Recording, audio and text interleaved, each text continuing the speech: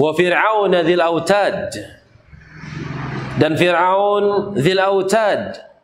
Kata penulis, kana yatidu arba'ata autad.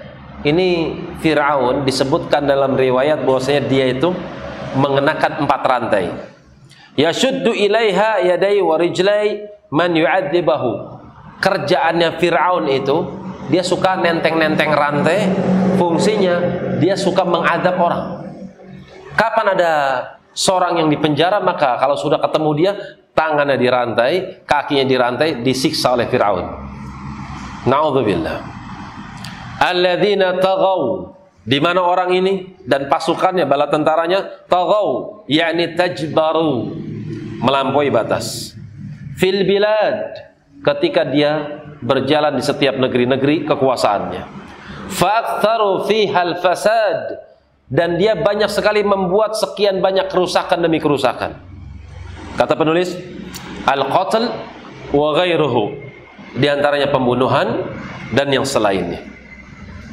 Fasabba alaihim, sabba itu nih ditublekin bahasanya, sabba.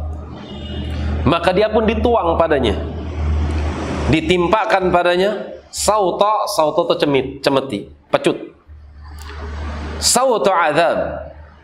Tapi kata penulis di sini nau'un, diartikan maka Allah pun timpakan kepada Fir'aun sekian banyak azab, petaka menimpanya.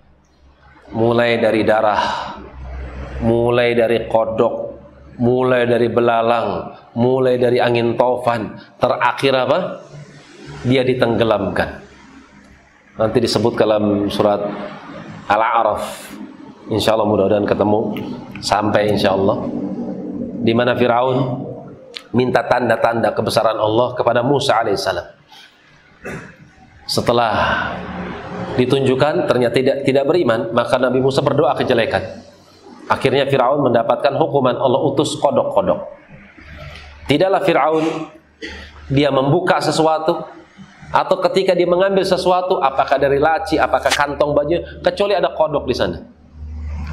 Dan disebutkan dalam riwayat yang dihasankan oleh sebagian para mufassirin, sampai ketika dia mau masak, dia mau ngambil sesuatu dari panci, dia buka pancinya, ternyata ada kodok di situ sedang berenang meskipun airnya panas. Tapi kodok tersebut masih bisa hidup. Ini hikmahnya nanti lain lagi. Kodok ketika dia mentaati Allah, dia mendapatkan karomah. Apa karomahnya? Digodok nggak matang dia antang di dalam tungku. Kenapa? Karena diperintahkan oleh Allah untuk menakut-nakuti Fir'aun dengan keberadaan dirinya. Kalau seekor kodok bisa mendapatkan karomah disebabkan karena mentaati perintah Allah, antum lebih layak mendapatkan karomah dibandingkan makhluk dari kalangan binatang. Kemudian ketika mereka, Fir'aun dan bala tentaranya, mereka merasa risih dengan keberadaan kodok yang banyak di dalam istana, mereka minta kepada Musa alaihissalam, maka Musa alaihissalam dipinta untuk dikeluarkan kodok tersebut dari rumahnya, nanti kami akan beriman. Musa alaihissalam berdoa dan hilanglah kodok tersebut. Ternyata bikin ulah lagi, dia tidak pula beriman. Maka datanglah kutu, sebagian mengatakan belalang. Kalau dalam ayat ini al-qumal itu kutu, di mana kutu itu menyerang tubuh Fir'aun dan juga keluarganya. Dia kembali minta kepada Musa alaihissalam agar dihilangkan. Nanti kita akan beriman. Nabi Musa berdoa, kemudian ternyata Fir'aun bikin ulah lagi. Ketika itu Nabi Musa alaihissalam mendoakan kejelekan dan Allah utus padanya air atau darah.